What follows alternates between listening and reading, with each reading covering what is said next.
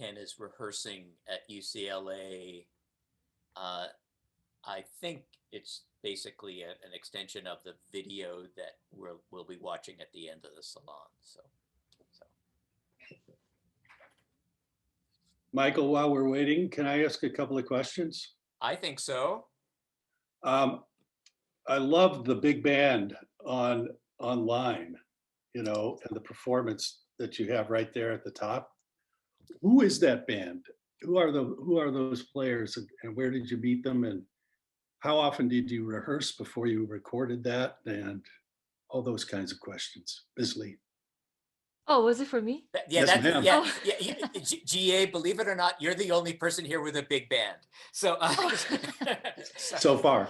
oh, right, yeah. I think that's going to remain the case, and that's my friend Rob Milburn there, who's in Chicago, and meet GA. She's in my square. She's right above you. But anyway, no. and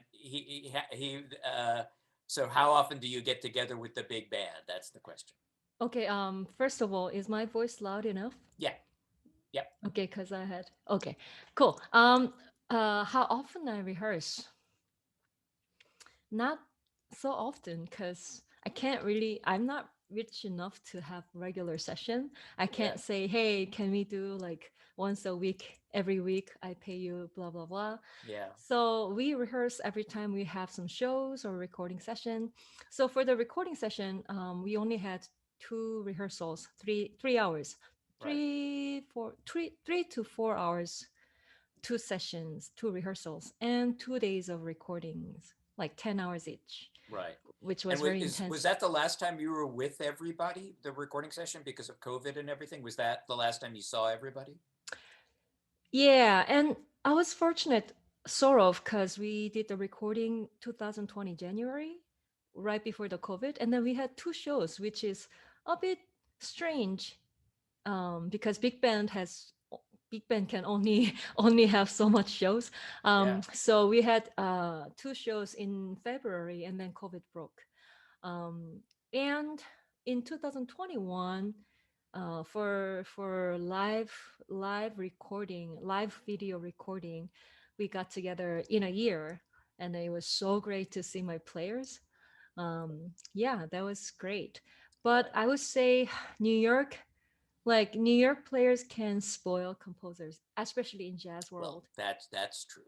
Yeah, I so mean, even though, your players are great. So thank you, yeah. but I mean, you're pretty good too, but they're great.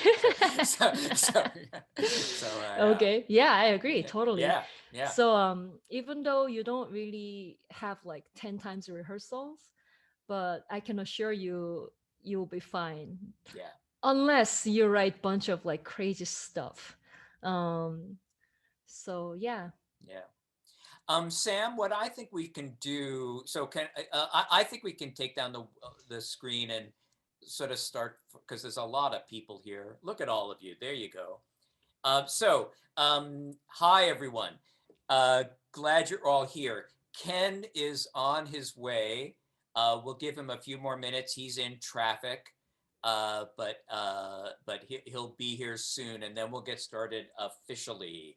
So just hang tight while we do. But in the meantime, I'm glad you're all here, and I'll just start by saying we're going to keep because there's a lot of people here. We're going to sort of keep everyone muted for at least a little while because there's a fair amount to talk about with GA and Ken. And uh, the other thing I'll say for those of you who haven't been here, because there are a lot of you who've never been to one of the TSDCA salons, I'll just talk about that for a second while people are coming in. So yes, this is the 26th salon, which is a little insane, but it's true. There have been 26 of them. And I was looking at the calendar, and the first theory class, they all grew out of a theory class that I was doing online with TSDCA. And the first theory class was a year ago last week. And out of those theory classes, so a couple of questions were sort of asked, and some of you might remember this. One, given that we're all people who work in theater in one way or another, was somebody actually asked, how musical is musical theater? And that's a good question. I'll leave that open for the philosophers among you, right? And then the other question was, if I study composition and I really kind of start figuring out what it is to be a composer, what and then I end up writing for theater or writing for something, and suddenly all the compositional skills that I have don't sort of come into play, and I suddenly have to write a piece of music that's 10 seconds long and then have to cut 4 seconds from it. Is that a good thing? And my response was, well, why don't we at least try to say that you the main point of these salons has been to encourage everyone to just keep composing, and not necessarily for anybody's approval except your own, because finally that's what it's about. If you're a composer, it doesn't matter what other people say, it matters what you have to say, right?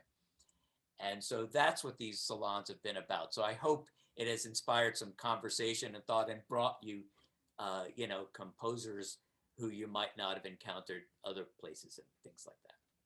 So I hope that's okay. Uh, is Ken here yet? I've seen bunches of name pops up, but I guess not. So I don't see him yet. yeah. So I'll just float for another minute, and then I'll kind of ease my way into it, as I kind of just did. But Rob asked a question. Uh, Yeah, I'm seeing it. yeah, how did you? I guess this is for me because That's for it's you. about the Yeah, big band. you're slightly out of order, but it's okay. Well, okay, so this is my story. I came to New York to study at the Manhattan School of Music for my graduate studies, and then I didn't really want to hire like fellow students at school, because I went to school at a late age, and then those were like to me like too young, and I wanted like responsible or reliable players. So I remember I went to Smalls, which is a jazz club in New York, and there was a group called, I forgot the name, exact name, but it was Tenet, was it like 10 people in the band, and they were playing some kind of big band. And then after that, and then I just came up on the stage and say, hey, can I ask you your email address, can I reach out to you? And then it was like very random, but some of them actually gave me address, and then I emailed you and like, hi, I want to put together my big band, do you think you can have a time to have coffee with me? And some of them actually very kindly replied to me. And then I met with the person who at the time were teaching at the Juilliard. And then we just, talked about it. He actually helped me a lot in terms of putting together my own band.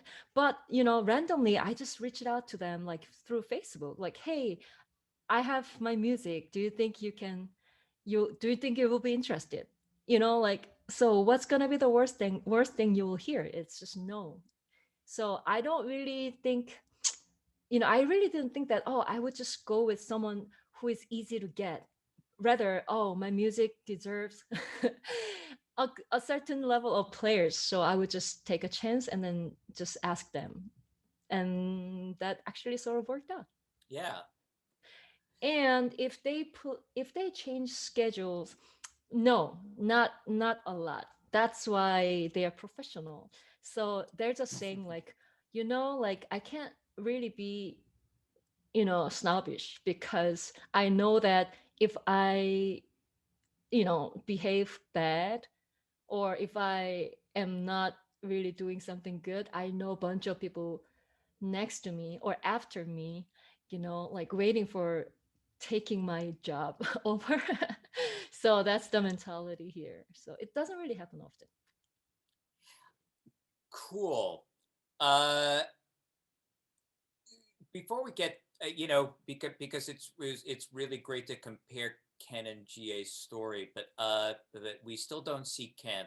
So I think what I'm going to do is just kind of get rolling here, and then GA, then because I think the story of how you evolved into a big band composer is really pretty great.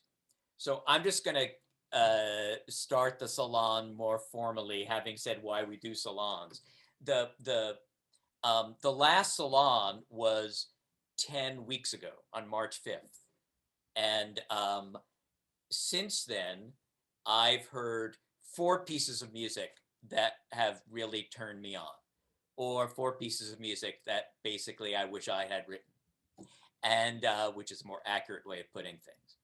One of them that I'm just going to recommend to all of you is an opera by Angelica Negron at Opera Philadelphia. It's streaming online. It's 10 minutes long. It costs $10 to see it. So come on. I think you all can. The sound design is by our friend Rob Kaplowitz, a TSDCA member. There you go. And I don't want to say much more about it other than you should all see it. And I think it asks a lot of questions about music and theater and opera and composition and all that good stuff. Then I also heard a piece for toy piano written by a composer from Germany. Her name is Margaret Huppert. I think she will be at a salon in about 2 weeks. Her piece for toy piano made me laugh out loud, and that's pretty cool too. But then I heard 2 other pieces. So how did I encounter GA's music? What I just want to say is ASMAC, the American Society of Musicians, Arrangers, and Composers, right? ASMAC has these big band hang-in-ars, and I've gone to almost all of them, but I don't really pay a lot of attention. They're just kind of playing in the corner.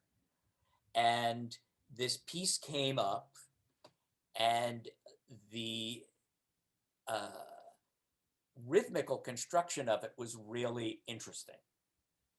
And I said, well, that's unusual. What's going on here? And then GA played a piece of hers called Suji. Yes, that's okay. And I just thought, what an unusual piece for a big band. That I've never heard a big band piece quite like it. And so I did what anyone would do in that circumstance, which is I sent GA a Facebook friend request, and here we are.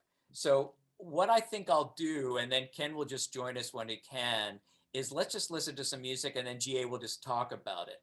So I'm going to share the screen, which I believe I can, and we'll listen to, this is from GA's new CD, which is called Daring Mind, and this is a piece called Relentless Mind, right? Yes, there's two mind words. So, but I think it's pretty terrific. So, and it gives you a very strong introduction into her world, into her band, and all kinds of things. So I'll share the screen and share sound. And so you can all see my screen, right?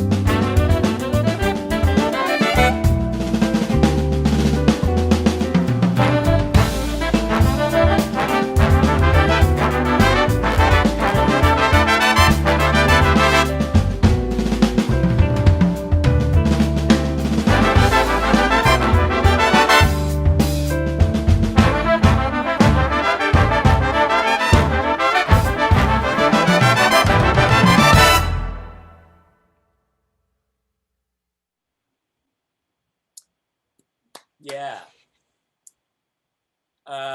It's pretty cool. GA. Welcome, Ken. I'm so glad to see you. There's Ken is here. Ken, I explained your entire aesthetic philosophy in the first 5 minutes, so we're fine. So I just wanted you to know. So I wanted you to feel it. So GA, I'm just going to ask you a few questions, some of which I know the answer to, and some of which you kind of talked about. But first, to ask the obvious thing, where are you from? I'm from South Korea. Right. And what did you do musically in South Korea while you were growing up? What did that involve? Yeah, yeah, I'm not from a musical family first.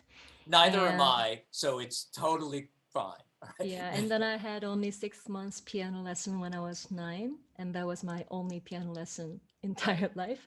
Did you have a And I piano in the house? no, I only Right. had toy recorder. That was my only instrument. So I played a lot of cartoon music in key in C because toy recorder only has C scale. Yes. So so that's why I that's how I developed movable do. Oh, Um wow. Good. yeah. And when I was in high school, I played rock guitar a year, and then I sort of lost my interest because there was nothing, make me go further musically. It was only, I just copied by my ear, like with my ear, and then I picked up note, and then I just played my guitar. So basically, it was self-taught, and then I kind of lost my interest. And Right. later, I became a singer, which was my initial goal since To a be kid, singer to be a songwriter. singer. Yeah, first to be a singer. I didn't really know I would compose. Right. So I went to university as a singer. Um, but I knew I had a talent, sort of, Yeah. because I my ear was good. I was good at harmony, and then I was interested in all sorts of like theory. So, um, and But then after, just but formal education in Korea musically was what for it over years, it was 4 year university, but it wasn't really like jazz school. It was like, do you know the school MI? I think it's the closest. Um, You mean MIT or no, MI no? in LA. Oh, It's a very very Musicians Institute. exactly, yes, yes. Yes, I do So know that. I don't know about that school so much, but I they do. I know. teach lots of like pop, Right. bunch of different things. So and then because I was a singer, I wasn't really having any opportunity to learn more about the theory or composition. So it was very limited education. Right. So after graduation, I became a singer songwriter. I was just gigging, teaching, singing. And at some point, I'm like, wow, my life is not really interesting at all. I want to live my life full. So I decided to go to Berkeley, which I thought it was a buffet. Like, I could just, I would be able to find something that I can, like.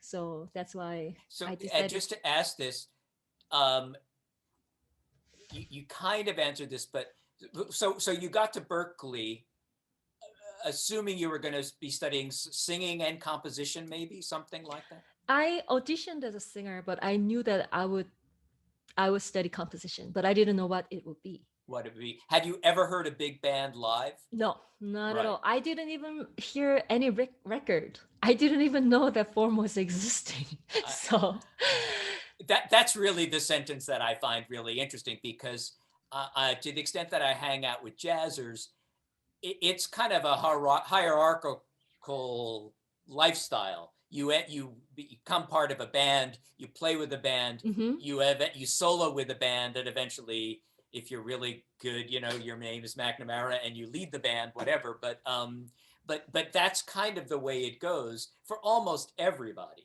Yep. So now, just to ask this of the gang who's here, how many people have never been in the room 10 or 20 feet away from a big band? That is to say, 5 saxes, 4 trumpets, 4 trombones. How many people have never felt the air move that close to you? Have never. So Nina, you never have. I can't see everybody. Arshan's shaking. Bradley, kind of, sorta. Because it's a hell of a great sound. It's easy to fall in love with just how powerful it is. And when you're in a bar with Yep. 20 guys playing 10 feet from you, you go, well, let's just do this for the rest of my life because it's very cool. Mhm. And if they're really good, it's like, well, it's the thing that makes you happy, right? But when did you first really hear a big band? After I came to Berkeley, I think it was 2012, 11, 12, because I came to Berkeley at in 2011, but I don't know which was the first concert I heard big band live. Probably soon after, 11. It was just, I think it was just a rehearsal. They rehearse at certain, room, and So then on the Berkeley campus, then, yeah, or in, yeah, right? yeah. And then I just passed by and I'm like, what is this? What is this? Right, What's happening over there? And then I was like right. so curious, and then, staying sneaky into the room and then just checking out. It's so great. Yeah, it's pretty great. And when did you? I mean, I hope this doesn't sound like a either stupid or too academic, but when did you figure that's the palette for you to compose in? Like how did that happen? Um, I think I love writing for large ensemble, but Yeah, it doesn't have to be necessarily big band, but big band was the palette over there available for me to compose for, because the big band, the school big band I could write for. So I sort of naturally started to write for the band. If I had a symphony setting in front of me, maybe I would become a symphony orchestrator or orchestra yeah, composer. But big band just happened to me. And then I love that energy because it's all like blowing from your like breath. And then yeah. that has certain, human quality, I would say. I Right. love it. Yeah, I can't blame you. I'm going to send out a PDF to everyone. Uh, so give me 1 second here while I remember how to do that from my computer. Uh,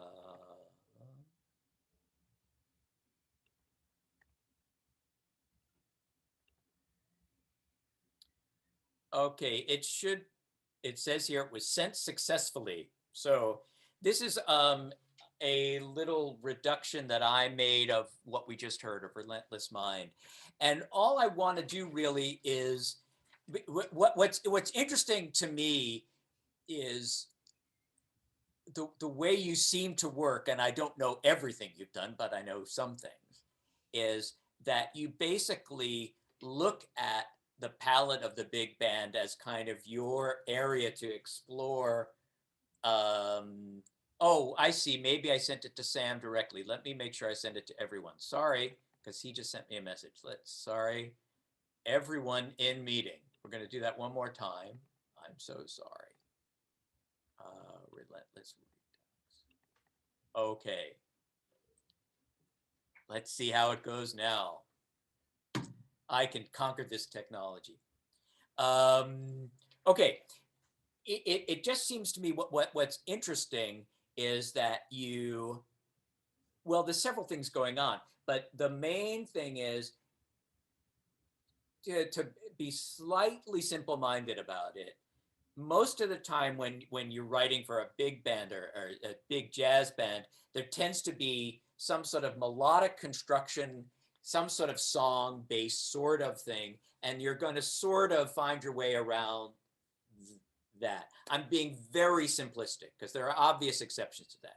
But GA, what you seem to do is you have certain compositional ideas that become the basis for what you're going to do, and you kind of take the canvas of a big band and bit by bit explore them.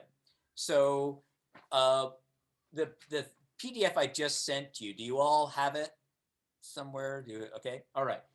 So this is my little reduction. And what I'm going to do is just take you through what she does here. And then GA, obviously, if you have any thoughts about anything that I have to say or get wrong, great. But after the little sort of fanfare-like introduction of the whole sound, the bass is basically going.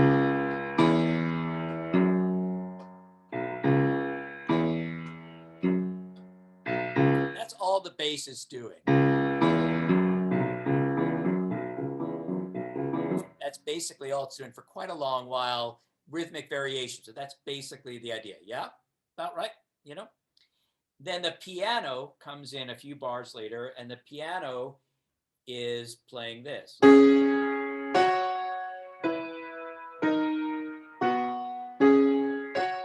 that's really the only idea.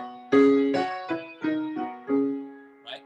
And then the guitar comes in a few bars later, and it's playing.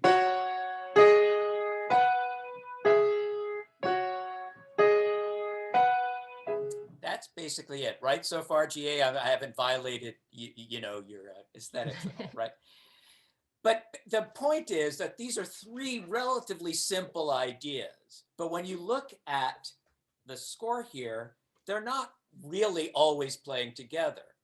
So the question that comes to my mind, there are two questions. One is, where's the downbeat, right? Well, we kind of feel it. But then this comes in, etc. So the piano's not really hitting the downbeat with it. It's not a solid band sound. It's putting an idea into the universe that is a little bit ambiguous. Is that okay to say, GA? I mean, yeah, right? Yeah. But the other thing, and this is where when we talked about harmony before, and it's a similarity between you and Ken, although you guys have never met, so you can wave to each other now, is that harmonically, where is this introduction? Well, the pitches in it are these.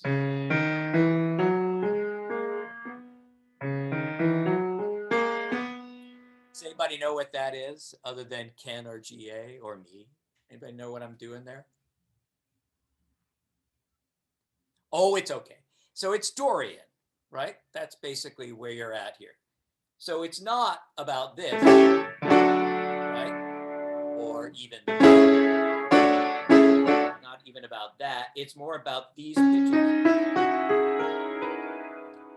And in fact, really the whole piece is centered in a Dorian frame of mind. Is that right? Yeah. So how did you settle on that? Where does that come from? Because that's not somebody who's just played the recorder your whole life and now I'm going to write in Dorian mode, right? So what? So where does that come from for you? Okay, should I answer the first question first? You can answer any question you like. So yeah. Yeah, I mean, I love that haziness of this Yeah. piece because it's called Relentless Mind. So that is about the New York people. So I was just having the inspiration from people living in New York, relentlessly, pursuing something. They are just on their own, like always being busy, hazy, like if you go on the street, you will meet a lot of people, and then their attitude is, walk fast or get the hell out of the way, So those kind of thing inspired me to write about them. It's called Relentless Mind. And so rhythmically, this is actually having two different downbeat, which is first rhythm section, bass and drums. They have sort of like, like 1, 2, 3, so 4, 8, 12 plus 1. So the one is a bit, it's the hazy stumbling too. block. It's just like, it's like, it makes you staggering. So that's the charm, I guess. So it's more likely 4/4/5, 4/4/5. It happens that way. But when you actually see the melody, it actually has downbeat like as one. So it plays as 4/4. So sometimes you groove as 4/4/5, but at some point you groove as 4/4. When the melody comes, you feel more comfortable with the 4/4. And eventually in the middle, when the trumpet's taking its solo, you're grooving to 4/4/4/4/9/8. It's 4/4. I think it's 4/4/5. So like from beginning, it's quarter note 4/4/5. But when you actually go to solo section, it's 8 note 4/4/5. Okay, right. I don't, and then yeah, and also the melody has the introduction, it has takata takataka takatakata takatakata. So it has like 3 4 5, that kind of thing. And then when you go to the solo section, when you hear the guitar, takata takataka kakakakaka, it's also 3 half note rest, 4 half note rest, 5 half note rest, something like that. So it sort of related to each other in terms of the number. But I so like what I was aiming for is no one figure out where the one is. But when you actually see the score, oh, it's 4 4. What the Right, hell is going right. on? No, And what's interesting to me is that I think as you're listening to it, you're bopping along, but are you bopping along in 4 or 5? You don't really know. It remains mhm. pretty ambiguous, and because of the Dorian scale doing its thing, Yeah. which isn't. I mean, again, I'm oversimplifying, and Ken's in the room, and you know this stuff much better than I. But it's not really about resolution. This thing, it remains hazy the way New Yorkers are, and I think it's what allows your piece to just expand so interestingly over time. I mean, It's just unique to you, I think. yeah, I don't know where I came up the where I came up the idea from, like with the Dorian. But I think I just, at some point I don't really think about Dorian, Phrygian, things like that. only think about, okay, I kind of sort of want the minor, but I don't want this sound to be sad. So what can help? Oh, natural six. I kind of want to have natural six, which is Dorian, that can elevate the mood a little bit. It's not really, I love Dorian because I think it has both quality. It's minor, but not really minor. It has a little happy minor, I would say. So even though you listen to this music, it doesn't really sound like minor, because I think it's because the Dorian, it's definitely minor and it has pentatonic-ish thingy. But yeah, I think just my instinct picked up the Dorian quality, not Right. really thinking about Dorian. What I think I'd like to do is I'm just going to very quickly play the very beginning of that piece, and then I want to move on to Suji, Mhm. because and just cursorily touch on that. I wish I could do a deep dive for both of you for a couple of hours because there's a lot to unpack here. But before I do that, I there's something, Ken, in the essay you sent me where you talk about harmony that I think actually connects to what GA's doing. Tell me if I'm wrong. Okay, but in the essay you sent me about a piece we're going to be listening to, this is what you say about harmony and harmonic training. That within this training, much emphasis was placed on harmony. Although harmony is indeed important in the training of young composers, it came at a cost. Other slipperier aspects of the phenomena of music was ignored. Under this traditional rubric, many of the sounds that inspired me most in my teenage years were summarily filtered out as noise. The torrents of feedback and squelching overtones that Jimi Hendrix unleashed from his guitar, for example. Now, that directly relates to obviously to what Ken's up to. But in other words, what's interesting to me, and this is actually something I talked about at the very first theory class, is that harmonic thinking is just a construction.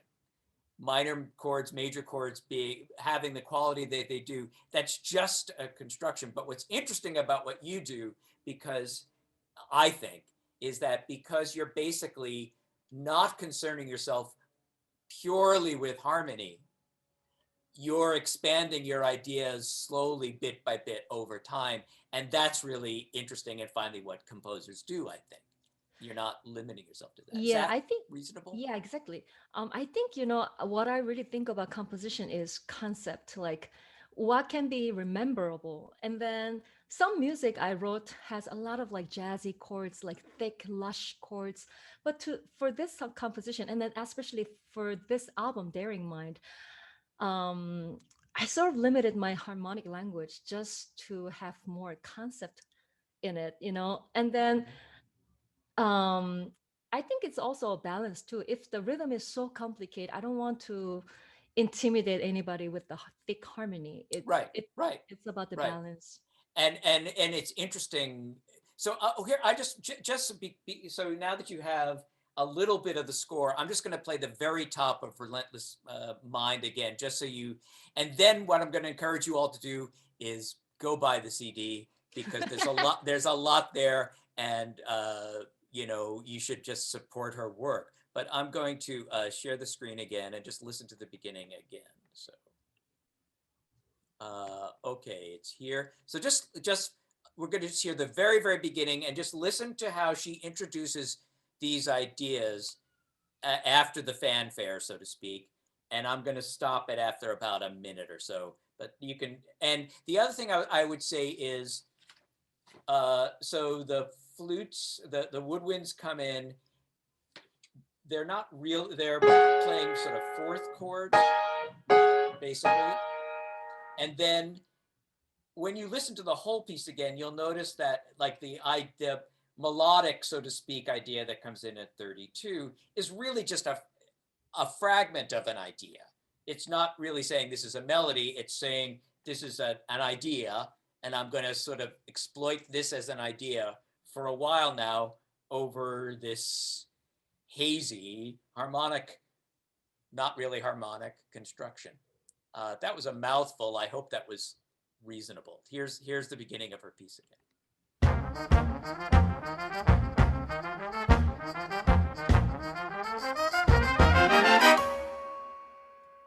And here's the bass.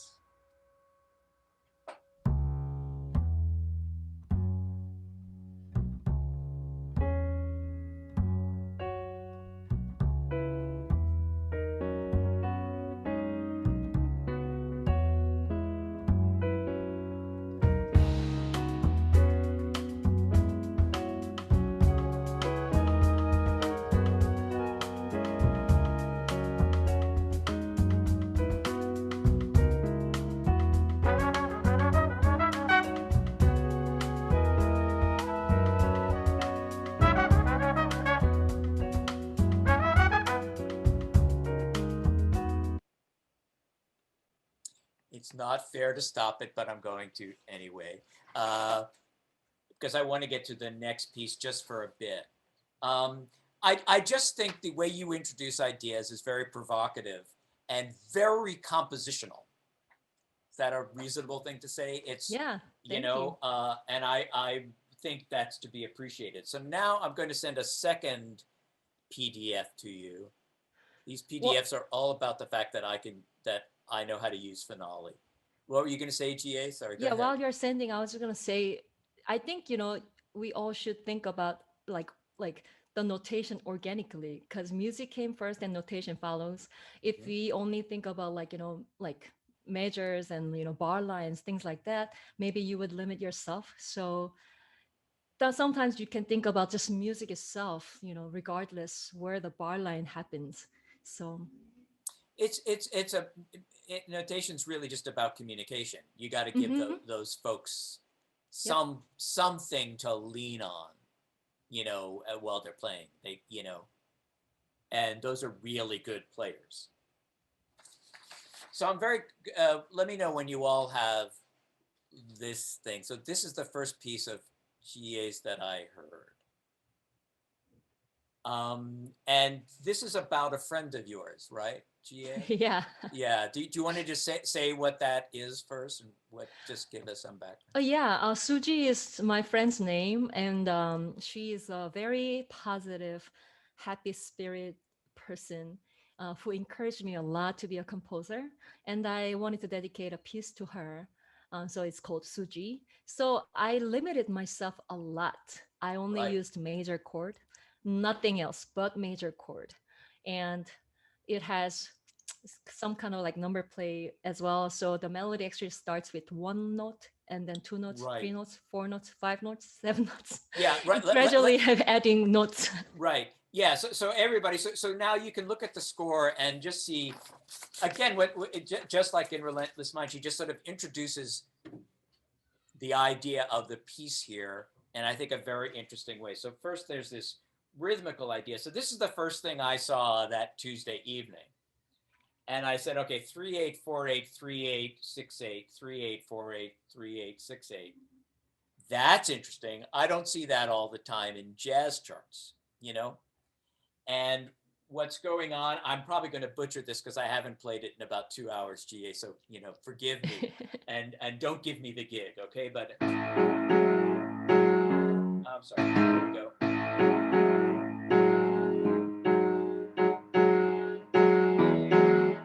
I butchered a bit, but basically that da da da da da da da da da.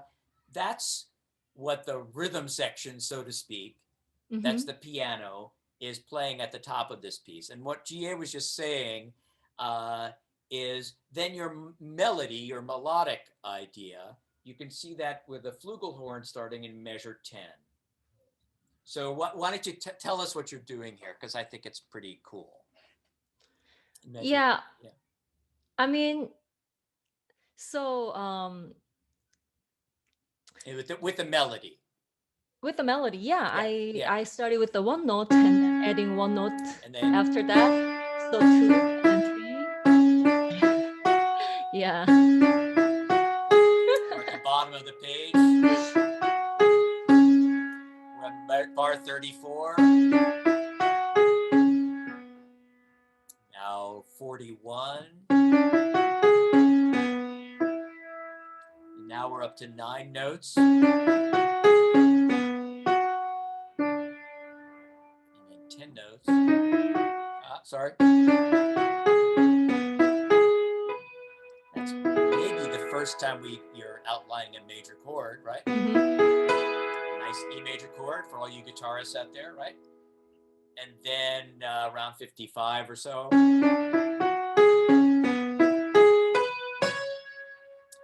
And then 12 notes.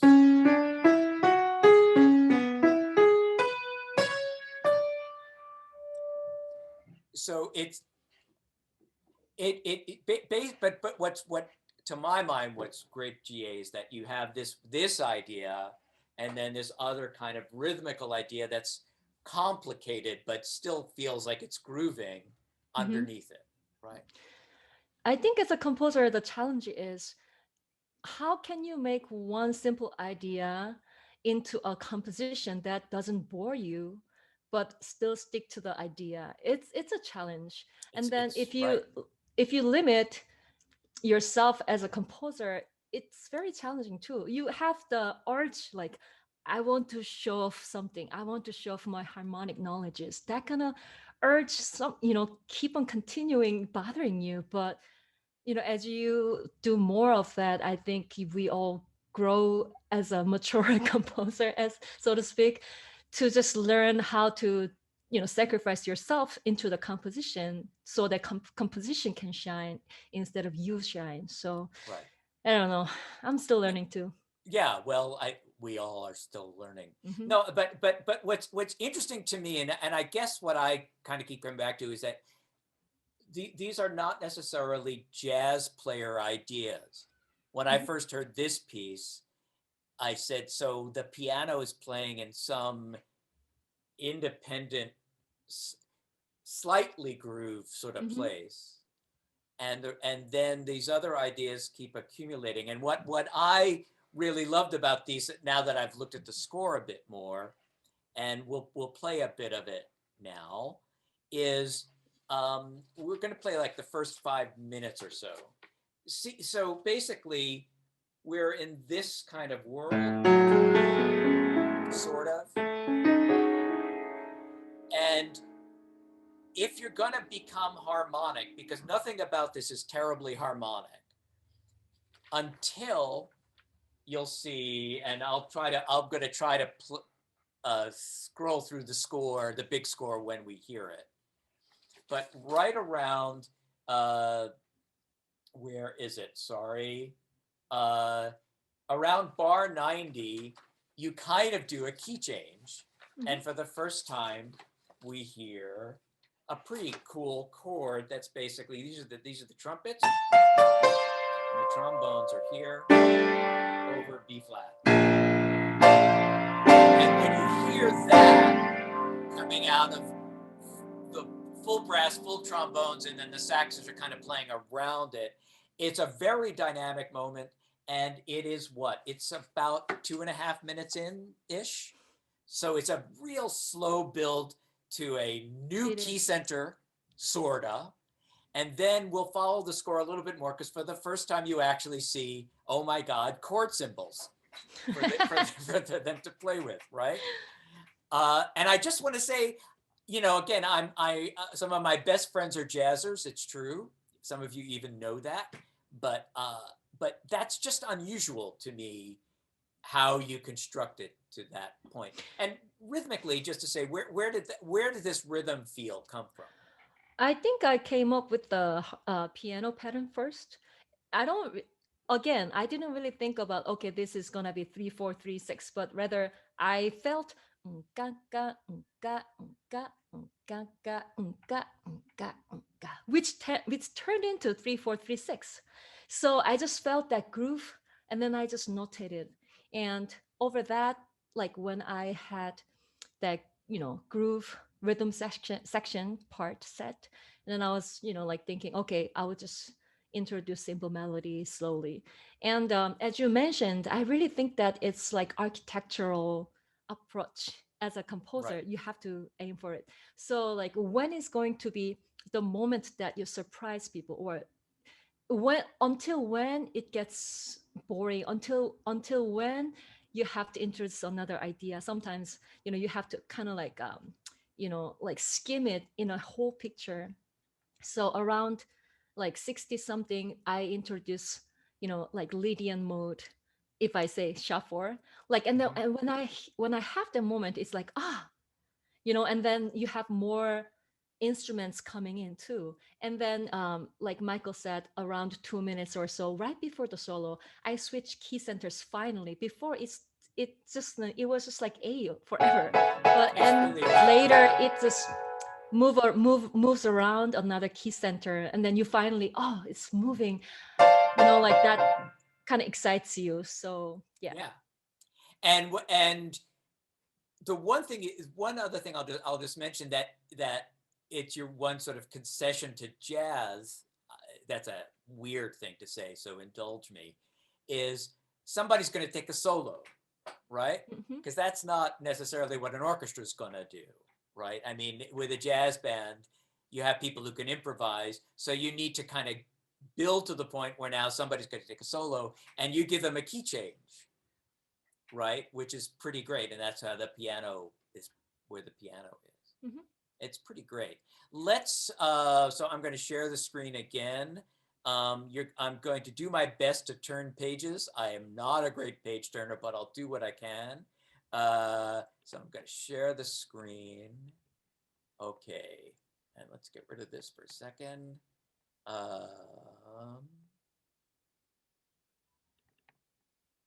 Okay. So there's the full score. You can follow along in the PDF I sent for the first couple of pages. You'll be okay. And here's, I think what I can do is, yeah, I'll just do this and then start it. So here it comes.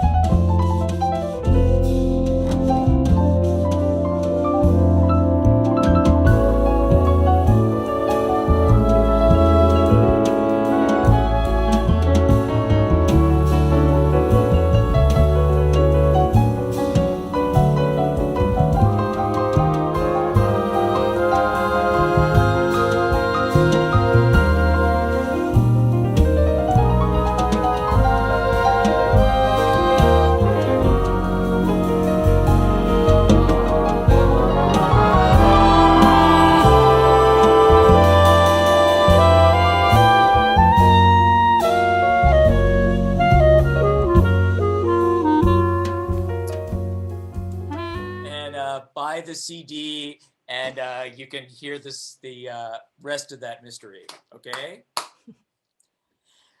I just think it's what I just love about it. Arshan's put a heart there, so there you go. So somebody in Boston just thinks that's wonderful. But no, just the way you very slowly build up ideas so that every tiny little change means something Mm-hmm. is really pretty great.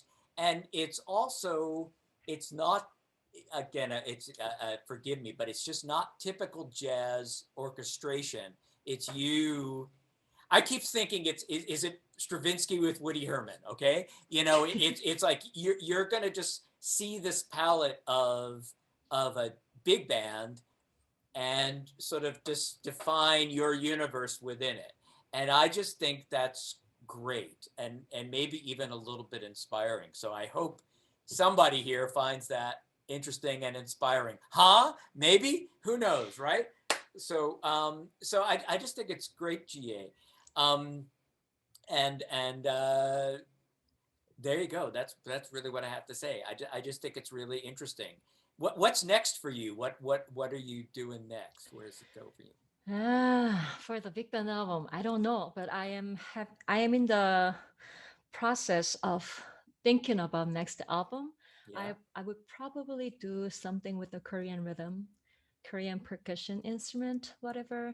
I don't know. I haven't set the idea yet, but Yeah. I'm just trying to brainstorming. When was the last time you were home? Back home? I think it was 2019. Yeah. I usually visit once a year, but because of the COVID, I Right. haven't. Right. And do your I'm going to be a little personal because my folks found what I did for a living completely mysterious. They had no idea where the hell it came from. I mean, it Hmm. completely baffled them because they were not musical at all. But do they? What do they think about what you're doing and how you're exploring things and how it's all going? Because they obviously, I don't think they saw it coming. Is that fair? Yeah. Yeah. Well, No. yeah. Yeah. That's great. And it's not bad for somebody who started uh, early on with a diatonic recorder. so so I just commend you for coming away from that, if that was your childhood background.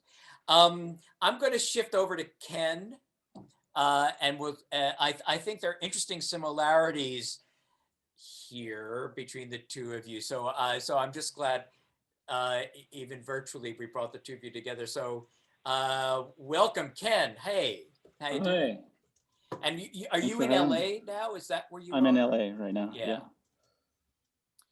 And just so we know, so where do you live for the most part? What's your life for the most part? In normal times, I'm a professor at UC Berkeley, Right, but I also spent some time in LA and New York.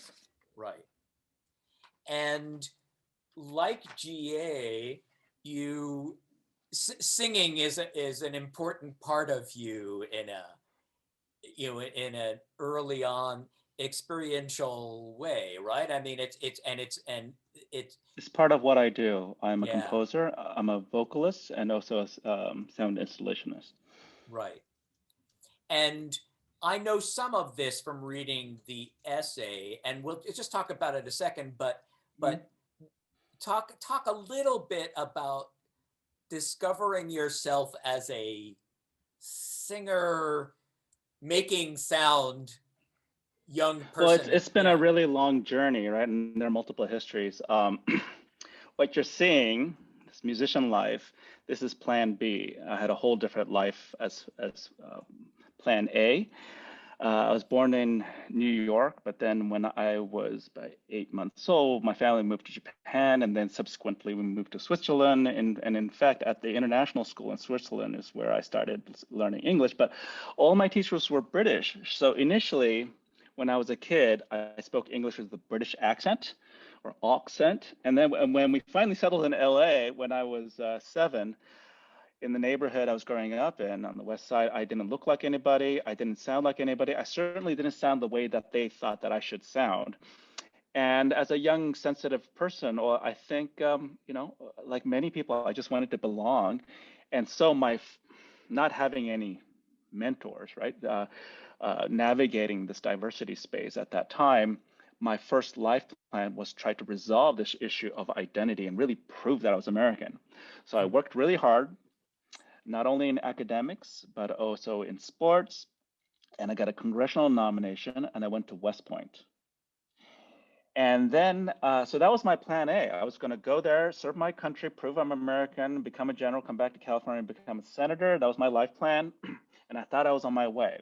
What happened?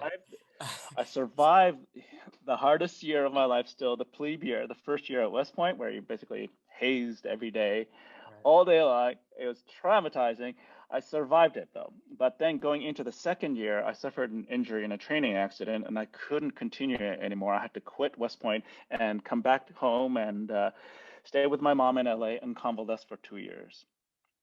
Thankfully, the year before I went to college, I discovered Jimi Hendrix. So I had started playing some electric guitar, right? And then, so 2 years later, during the 2 years that I convalesced, all I was doing was going to physical therapy and playing guitar 8-9 hours a day. And eventually I became healthy enough to think about finishing my schooling. By that time, I had been writing some songs and playing in bands, and I thought maybe I could do music. And that's what I did. I knew I couldn't go to Juilliard or some of the only conservatories I heard of because I was playing heavy metal. And but I did more research and I found Berklee College of Music. I was also getting there we go. Isn't that something? I was also getting interested in learning to play jazz, and there was a summer session, like a summer camp for like a week in LA, and I tried there. I tried it, and I took some. They had theory courses, ensembles. They had lectures by Gary Burton on improvisation. It was like, wow, this is awesome. And then I decided to go, and that's what I did. I went and finished my education at Berklee College of Music. And while there, like every music student in the world, I took music history. And when we get to the 20th century, I heard Bartok's Fourth String Quartet, which was so metal, right? It's like, absolutely. And so it was music that my body understood, but I knew there was stuff intellectually going on in there. I was like, wow, I want to reverse engineer that. That's how I became a composer. And then I stayed in graduate school for as long as I could. But okay, so along the way there, so I discovered Jimi Hendrix and electric guitar, and then when I was around the time in my mid-20s, I went to Berklee, and I discovered overtone singing. Right. And I was like, wow, it's kind of like the big epiphany I had when I listened to Jimi Hendrix for the first time. It's like, what, and I thought I could do it, wanted to do it, started practicing, and then at the same time as I was learning to write, orchestral pieces, and I was also developing my own vocal practice and improvising. And then for about a decade, I had a double life as a composer of written music for string quartets and orchestra, and also a vocalist. And then eventually I had this opportunity to bring those two worlds together with this concerto that I shared with you. Right. And then around that time, I discovered, when I was working on this piece, I discovered these cassette tapes I made when I was 6. And I was making nonlinear musique concrète. I was playing with recording sounds. I was documenting things like my mom yelling at my brother. I was also vocalizing. And it turns out I was singing multiphonics. So now I think, when I first heard multiphonic singing as a young person, a young adult in the 20s, I was maybe subconsciously predisposed to it, and then there's something that's reaching back and then trying to reclaim it. So the beginning of my concerto starts out with a boombox on stage. I come up on stage, and next to the boombox, I press play, and it's my voice as a 6-year-old vocalizing. I'm going to stop you there, right? Because I think we should watch the piece. So what we're going to do is watch the beginning of this piece. We'll watch the first 6 minutes or so. Like GA's music, I don't know any pieces like this. It also shows off Ken's talent as a vocal artist in an interesting way. Although I'm just going to throw in at this point, the one thing that I will always have over you, Ken, is that I saw Jimi Hendrix in concert. And I'm so jealous. I know. So hero. So all you kids can just start weeping now. But yes, and it's also because I'm so old. But yes, I saw it was at the Fillmore East. Tickets were $5.50. What can I tell you? So, but we're going to play the beginning of a piece of Ken's. It's called "On a Sufficient Condition for the Existence of Most Specific Hypothesis." While I share the screen and set this up, there's one coincidence about that title, right? Because I think that's pretty cool. Do you know what I'm talking about?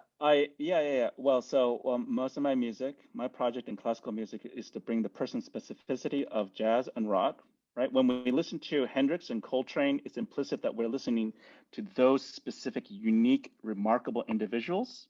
But in classical music, Beethoven and Bach does not care who plays it. And however talented you are, you could be replaced. My project in classical music is to bring the person specificity of bodies like me, especially people who look like me, into classical music and say, you can't replace us. Right. But also there's an essay called On a So, Sufficient Condition. so I work on material aspects. My harmonies are microtonal and they're designed from the analysis of the sounds I make with my body, like the multiphonics, Right. and then I orchestrate that. Right.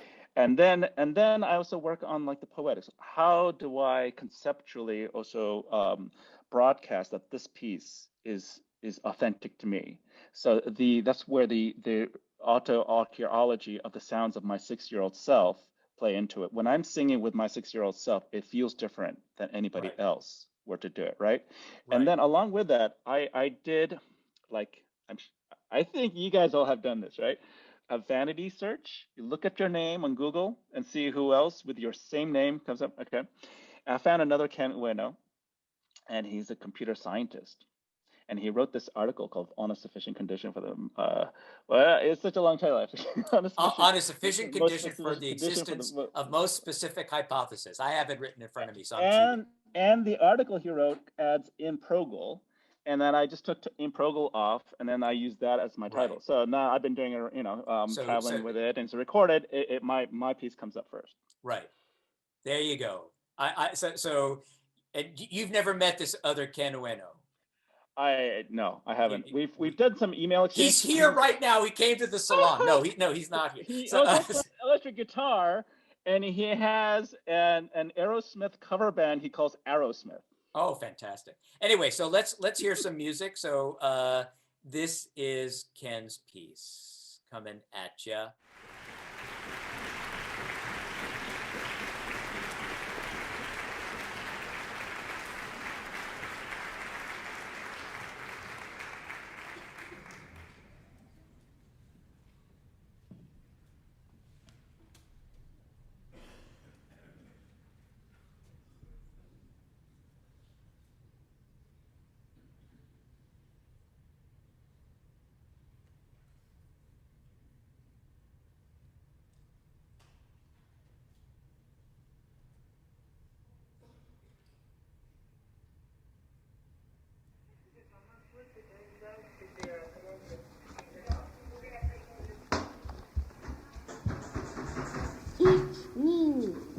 Eight,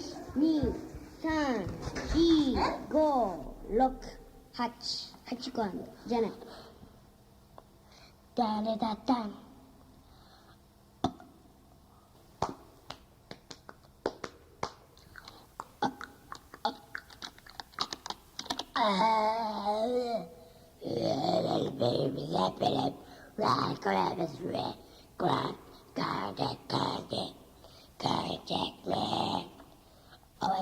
Two, three, four, five.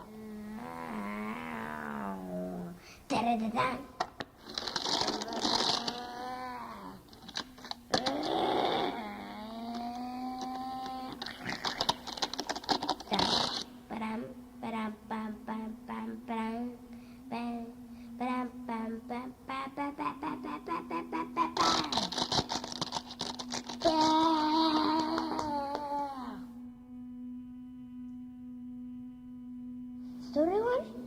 それはね、あんまりそれはやっちゃいけないよね。それをやったわけ。ごめんなさい。わかった？もう。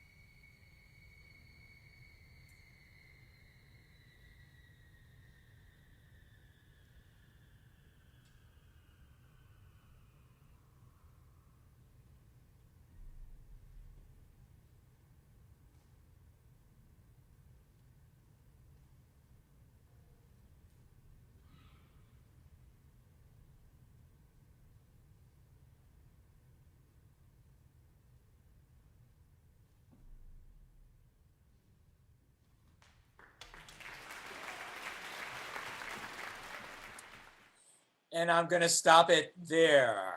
That's a big band too, isn't it? I mean, when the brass comes in, it's so cool and so interesting. There's a lot to unpack there, Ken, and you and I haven't really talked about it. But just to say this, because I know spectralism is a thing for you and spectrum music. So, and we're going to be talking about that in a couple of weeks too with Jeffrey Levin, who's right there also. But first of all, I think the piece is very personal to you, right? I mean, it's in addition to anything else technical, it's very much you, right? So Yes, a lot of the harmonies are derived from analysis of my multiphonics. right, So and it's an orchestration of my body as well as the kind of narrative with my 6-year-old self and the title coming from my name and yeah. yeah. So when you Oh, orchestrate for, so what's your process? Well, first of all, training as a I hesitate to say just throat singer because there's a lot of other stuff going on, and I'm not expert in all of it at all. Um, but what? But did you have a lot of training in that world too, or how did that all evolve? No, it just turns out like 6-year-old Ken was doing things like that, and I've been vocalizing. And then parallel to my classical music training, I was developing my own specific practice. Right. And so when you started transcribing that for orchestra, what was your process in kind of putting that So the piece together? way I compose is I do experiment. I hack my body to come up with new sounds. And if I'm working on other instruments, I get an instrument and then figure out something, ways to kind of reimagine what that instrument might be able to do. And then I make sounds that speak to my body and like, wow, that feels good.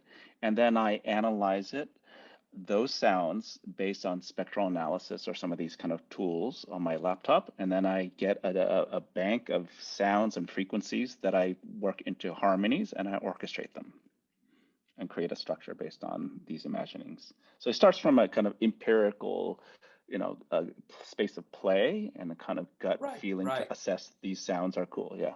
Right.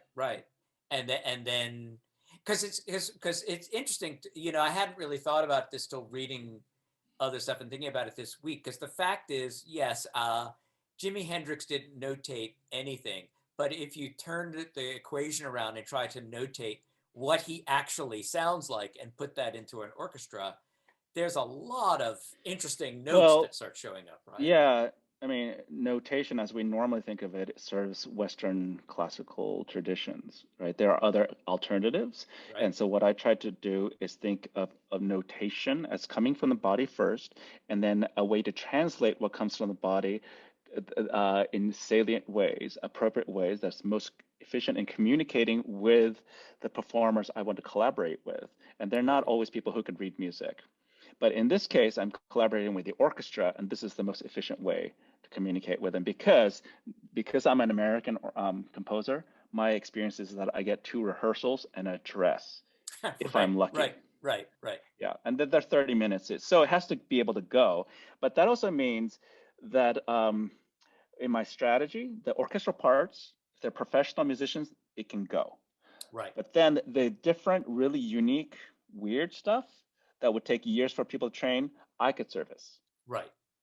So my concertos are designed kind of like that. Right. Like I was thinking about Captain Kirk, and how he, how he kind of cheated on the exam. Are you guys Trekkies? A lot of like composers and musicians are like, oh, okay, sci-fi geeks, right? Somebody here must know this all much right, better than okay, me, but it's all good. So, yeah, right, Sam. so, Okay, fantastic. So in order to kind of hack that space of normal or orchestral performances that you're just given 2 hours and to do something really weird, bring in a collaborator who does that thing, and then that person brings it, travels with it. My concerto, I know I'll practice the shit out of it because it's mine, right?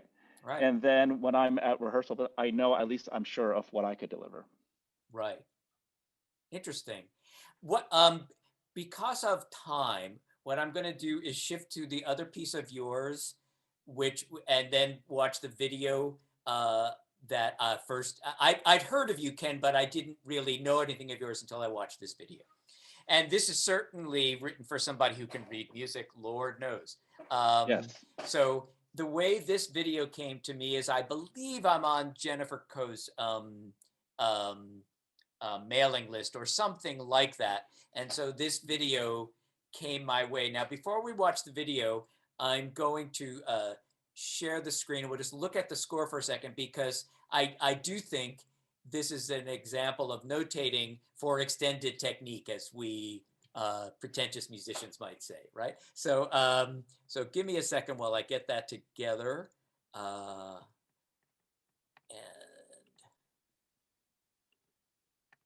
so this, where is it?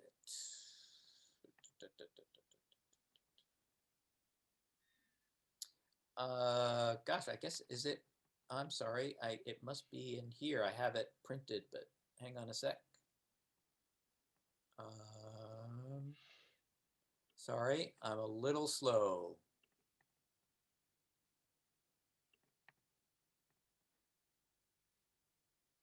Here we go. So what I'd like to do is I'm just going to play the beginning of this piece. So this is notated. So this is written for a grade violinist, Jennifer Ko. Um, and um, and first of all, it's called Strange Fruit. While I get this together, so Strange Fruit is a very famous song that was sung by Billie Holiday. I think, do most of you know sort of what that is? Ken, do you want to talk about it for a second while I get it together here? Yes. Strange Fruit. It's one of the iconic works that Billie Holiday is associated with. And it speaks of violence against African Americans and especially the history of lynching. Right. And Jennifer and I and the singer Devon Tynes, we're working on an hour-long theater piece that addresses social inequity and the history of racism coming from Jenny's experience representing the Korean American experience in America and Devon's family history and bringing the family histories kind of together and Strange Fruit becomes the point of kind of allyship. Right. It is, and in this video, Jenny thought it was important, especially recently. There's been a lot of violence against Yes. Asian Americans, and she wanted to kind of foreground that, and then also remind us of the history. For example, the biggest lynching in America was perpetrated in 1871 in Los Angeles, and the victims were Chinese men. And so this history of violence against Asian Americans, runs for about 100 years, and and then it also needs to be highlighted and where it goes Right. on today, right? I mean, so this piece and the visual aspects highlights those aspects, and Right. Devon's singing and gave space to her as a Right. gesture of allyship. Right. What I'd like to do, if it's cool, is I'm going to just play the first page. You're not going to watch the video for about 40 seconds or so, just so you can see what this notation sounds like for solo violin, and then we'll watch the video. But I just want, just as the salons are about, how do you write this stuff? How do you do this stuff? I think this is an interesting example uh, of Ken taking the violin and extending it, right? So then we'll listen to the video. But in the meantime, this is just going to be Jenny playing.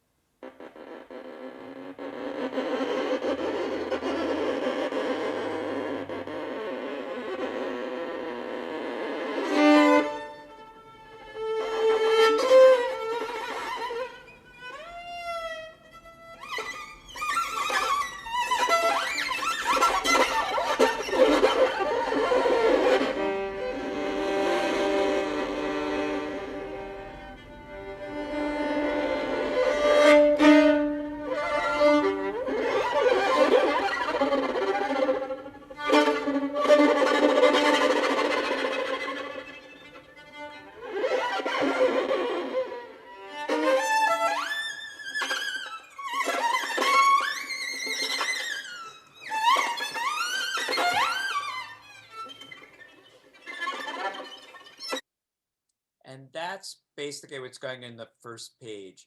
So I'm going to stop sharing for just a second. The point being that it's that what I appreciate about that, Ken, is, among a lot of other things, is that's very disciplined writing. It's not, it's very, you're clearly going to take us on a very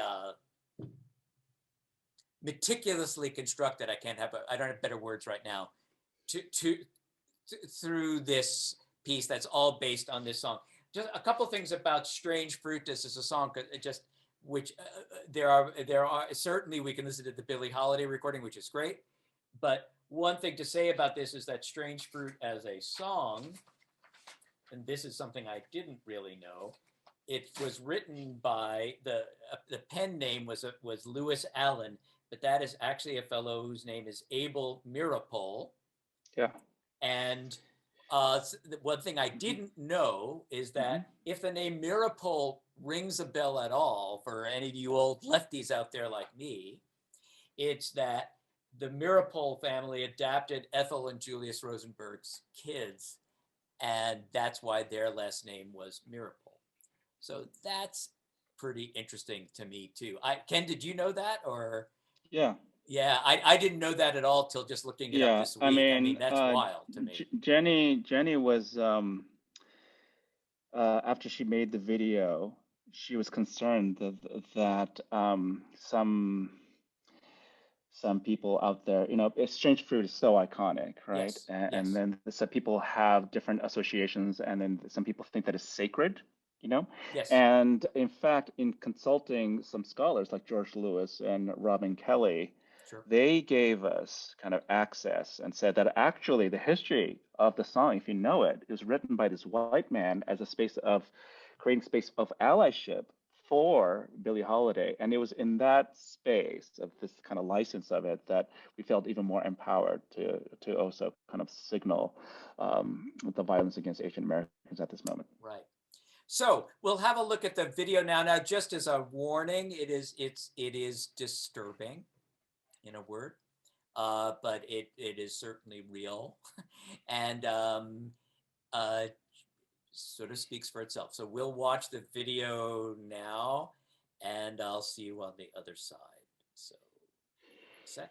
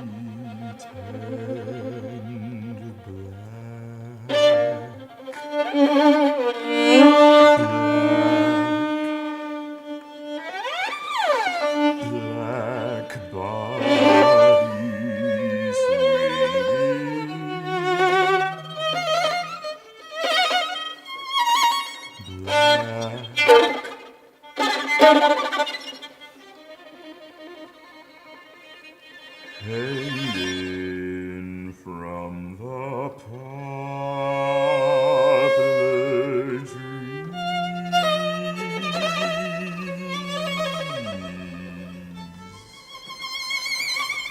blood on the leaves bear fruit at the root,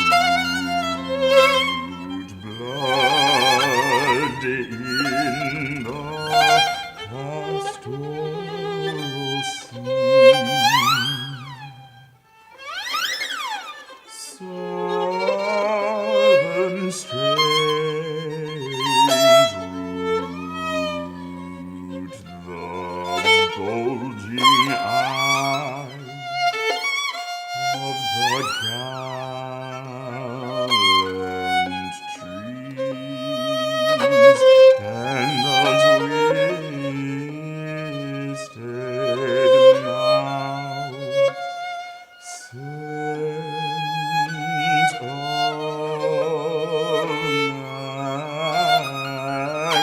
magnolia, sweet and the sudden smell of burning flesh. Here is a fruit for the crows to pluck, for the rain to gather, for the wind to suck, for the sun to rise, for the tree to drop. Here is a strange and bitter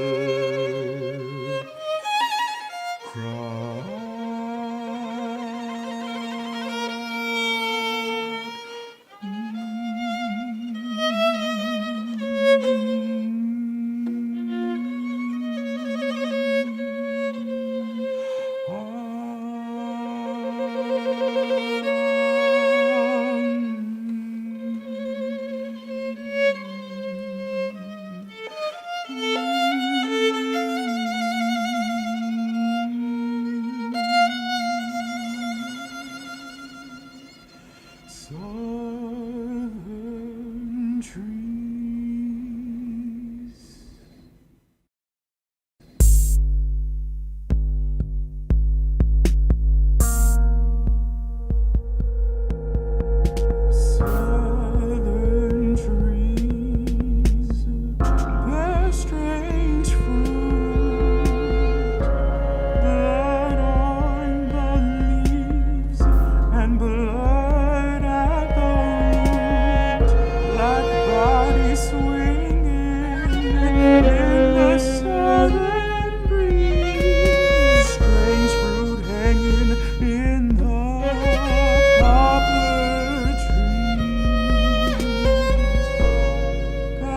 choral scene of the gallant South. The bulging eyes and twisted mouth, scent of magnolia sweet and fresh, and the sudden smell of burning flesh. Here is a fruit for the crows to pluck, for the rain to gather, for the wind to suck, for the sun to rot, for the tree to drop. Here is a strange and bitter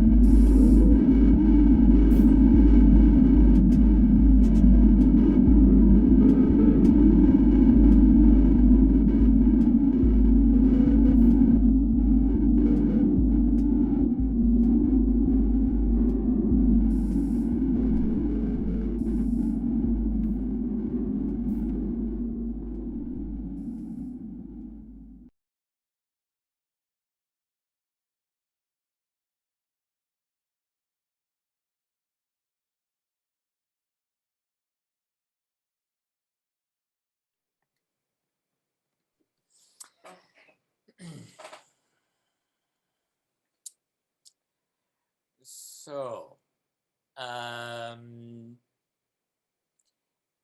uh, I'm just going to say one thing in sort of semi-closing.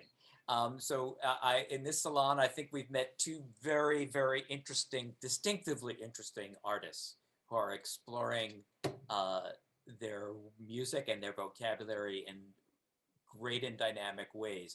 I wish we could spend more time really digging into more, but the salons are 2 hours, and I think that's okay for now. So I'd like to just open this up to any questions that might have accumulated over the past couple of hours, and I can hang for a while, so whatever anybody wants to do is great. But thank you, Ken, and thank you, GA. Thank you so much. Thank you for listening. Thank you for having. Yeah.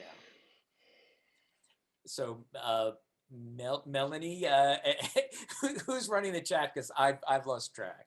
Yeah, we did have one question for Jihei from Rob from earlier. Okay. And the question was, how do you finance the projects in ballpark? How much do your albums cost to make? To me. There Yes, you to you go. from way back. Yeah. That's a back to Yeah. reality I was so question, into the isn't it? video. I was like, oh, Yeah, I'm I still know. in that Yeah. zone. Well, But- welcome back to the world for a second. Yeah, GA. we So talk we'll about all, money. take a Here we breath go. and yeah. So, Well, I was fortunate enough to do a successful fundraising campaign, but it only covered half. But it's sort of miraculous because I can't really break down like how I funded this project, but sort of it happened in a way. This 2020, like if I speak very honestly, I funded half, and then the half COVID broke, and then I was starting to get some like unemployment insurance benefits. So it sort of helped like Yeah. the post production. But I don't know, like I'm sure Ken might get a lot of grants or like commissions. And then maybe you do that, you write for someone else, and then you kind of save some money for your own project. I don't know. That's what I do. Yeah. I write for someone else, and then if I make money, I just fund my own project out of my pocket. But what I found out in New York is like we all are the same. We're not really super famous enough to get like big fundings or things like that, but we sort of figure out in a way. I don't know like if this helps, but I can only say from my experience. And then Sure. I think it cost around 50K altogether, including promotion and things, which is like, oh, Yeah. well, I don't know. So everybody buy GACD. I did. So, come on, kids, I think you can do that. But no, I mean, I look, a lot of us are self-fund and fundraise and do things. I've done it, it's a way to go about things. So absolutely. Melanie, any other questions? I mean, there's a lot going on, so. Yeah, sorry about that. My internet keeps cutting me out here. I know. There was another I know. there was another question here to Jihei from Greg. Is there any influence or inspiration drawn from Toshiko Akiyoshi and her progressive jazz orchestra active in the 80s into the 2020s? That's from No. Greg McKender, who's No, I mean, even though I have like tremendous respect towards her, which she was like a daring person, like came to, I mean, of course, the Oscar Peterson, like found her and then gave her lots of opportunity. But as a young Asian woman came to America and then being a jazz pianist and jazz composer, oh my gosh, I have tremendous respect. But one thing, I don't know, like I don't really think my music is sounding like her, but I look like her because I'm Asian too. So I get that question a lot. Like, do you know Toshiko Akiyoshi? Even though I'm not Japanese, because we both are Asian women, I think people see and possibly hear the similarity, but unfortunately, she's not my musical inspiration. Even though I adore her, yeah. Since you say it, I mean, who are the composers you listen to that have got you to where you are? Well, like Ken loved Jimi Hendrix. I loved all the pop singers, like Whitney Houston, great, like all the pop singers. I would say the 90s or 200-ish, those pop scene was a huge influence to me. So maybe that's why I don't really write music, sort of, so to speak, like jazz composer like, Right. because pop is my initial influence. But what I heard, if you ask me like who is the jazz composer that I listen to the most, probably I listen to Jim McNeely, Maria Schneider, John Maria Schneider. Hollenbeck, Billy Childs too, to some extent. Billy Childs. Yeah. Yeah, but he's not really doing big band, but he does Right, large right. ensemble. That's So like all the heroes, like if I mention jazz pianist, I love Tigran Hamashian, or like DJ Iyer, like all the like modern jazz people I love. Yeah, so but I'm not a person who grew up listening to Thad Jones, Mel Lewis Big Band Orchestra. I don't have the historical background, which is very bad. At the same time, maybe it just gave me chance to grow my own voice. So, yeah, everything has pros and cons. yeah. Ken, so the video, which, as I say, that's the piece that I saw that got me in touch with you. So, and you're in LA right now rehearsing the theatrical version of it, right? We're doing a workshop A of workshop. an hour long. That piece will be in context of an hour long thing. Right. And so how is it developing, and what can you tell us just about the process of that? Yeah, we're all very busy, so it's been very important to have 2 weeks that we could work together every day in our schedule, and then when you're working with the very special performers like that, and especially for voice, there's like ranges and things that really fit. So I have to kind of transpose some things, or like listen for a particular way that he shapes vowels at a particular range and things like that. And there's these affordances, and just having just direct FaceTime is just so important, and it's been Right. compromised during these pandemic times. So it's been feels especially even more special to be able to do that. And I've been rewriting whole chunks of it, as we're also getting different ideas of how to tell their family story, and that's really been evolving very.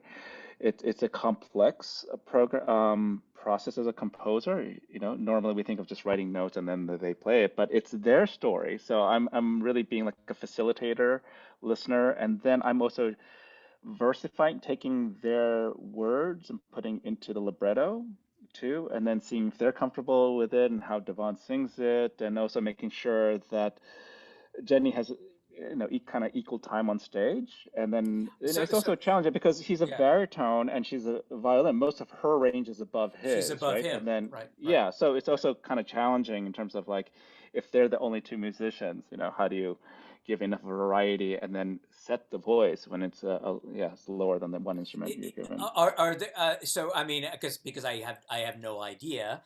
Is there, are you writing songs for it as well? In addition to Yeah, arranging Strange yeah. Fruit. Yeah, most of it are like songs, and then there's also archival material, like Jenny's mom interviewed, and the sound of Devon's grandmother when she's talking about her experience, with lynching and things like that. So And so you're these underscoring come, that, so and those, and then they're playing, and there's some electronics as well as ways that they're accompanying their family members. yeah. Yeah. Rob asks a question.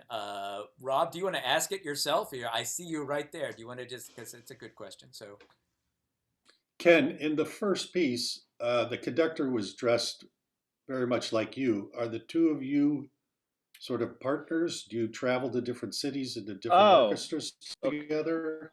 What you don't see is that he's just wearing like a black shirt and whatever, but I'm actually wearing a Rick Owens dress. It's a couture, one of a kind of thing that makes me look like a medieval space-time traveler, you know. Um, that being said, Eduardo Leandro, the conductor, he's also one of the world's best marimbas. We're oh, friends from our conservatory. He's one of my best friends, and so we've traveled with other projects, but not this one. It was a very special concert he curated. He's a professor at Stony Brook, and it was his vision to bring together my piece with Berio's Sinfonia, oh, The wow. There Roomful you of go. Teeth, Right. and then also selections from Grand Macabre, the Ligeti piece. So like three wildly different, wild uses of the voice, and it was a kind of, you guys know Sinfonia. There's a point. It's the Berio piece where he quotes Mahler, and then the voices Right. are We kind of talked we non-traditional talked voice, about it but a okay, bit in the salon. I mean, yeah. there's what he does that I think is most relevant for the theater folks here is that it's which Mahler is it? It's the Mahler. It's Second, the the second is, and it's a scherzo, right? Is that Mhm. or right? And Yes. the text is all Beckett's Unnameable, and that's what's being Well, there's a spoken, point right?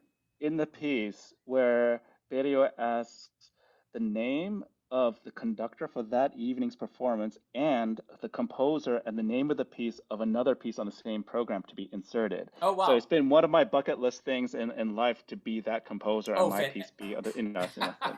oh, As a that's fan of great. Berio, yeah. Well, that's great. Yeah, but no, I mean it's a great piece. It's well worth taking apart because it's. I remember. I actually really do remember the first time I heard it. It just, especially because you and I have talked about this. I've spent a lot of time dealing with Beckett, and I feel like it's a very successful Beckett universe that he creates.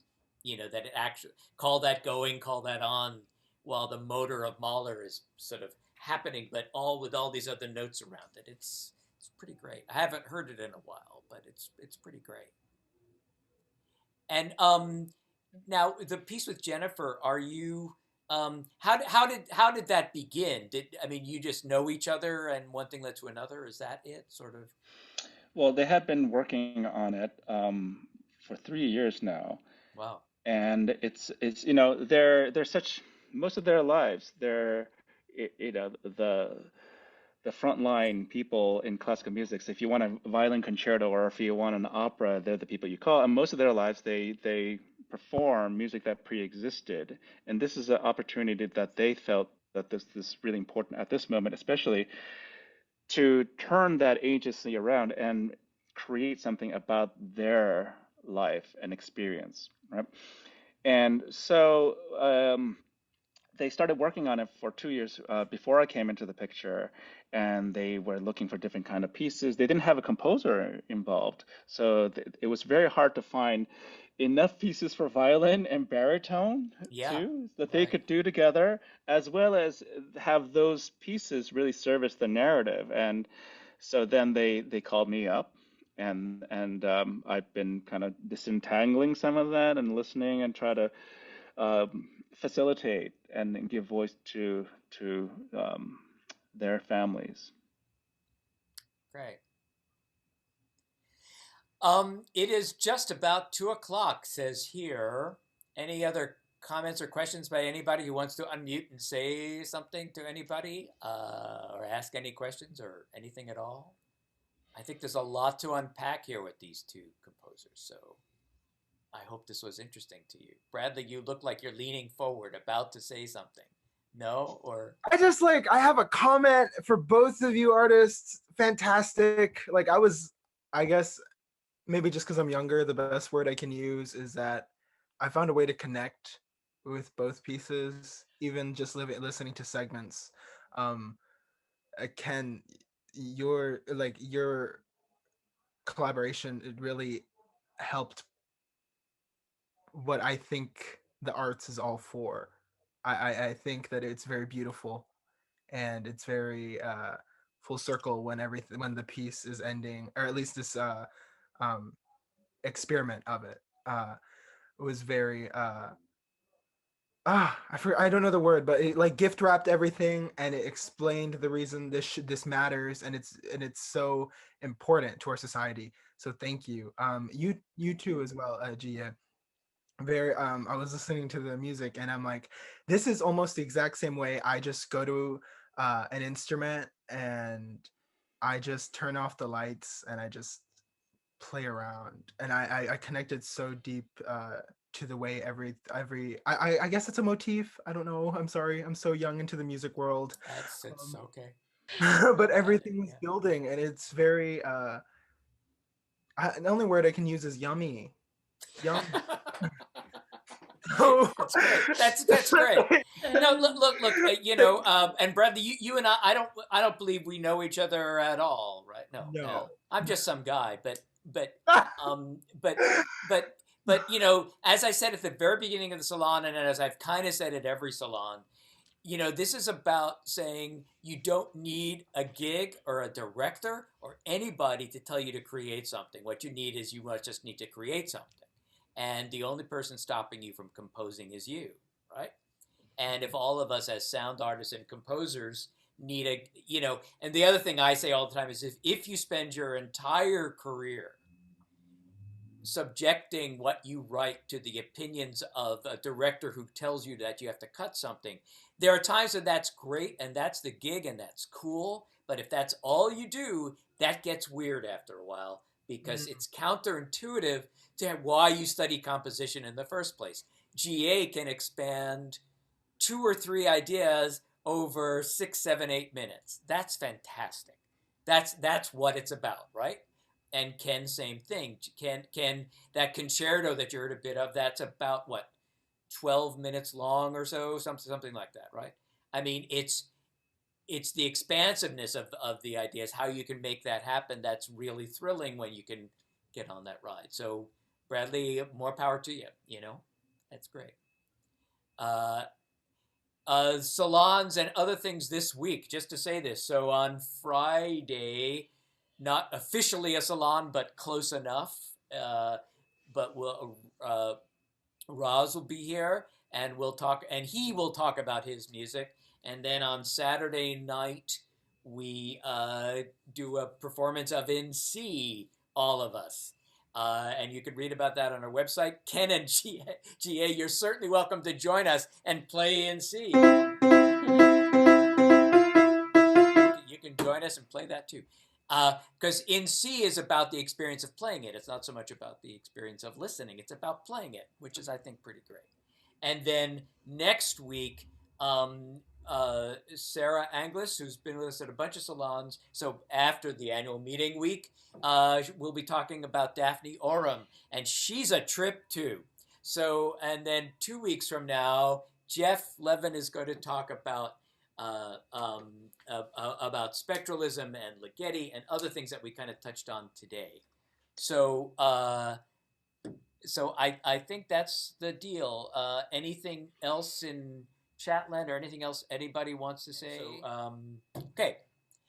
Any other comments from the Peanut Gallery before we call it a day? Ken and Jihei, can you hang out for a second just when we're done here? Sure. Yeah, great. I want to say thank you all for being here. Nice meeting you. Thank you, Mike, for having us. And thank you, Jihei, for sharing. And it's been great kind of meeting you here. I hope we can all get together sometime in real life. Yeah, thank that you. would be nice too. But thanks, everybody. And come right if you get work and come back next week and every other time that we can. Yes? Thank you so much. Thank you.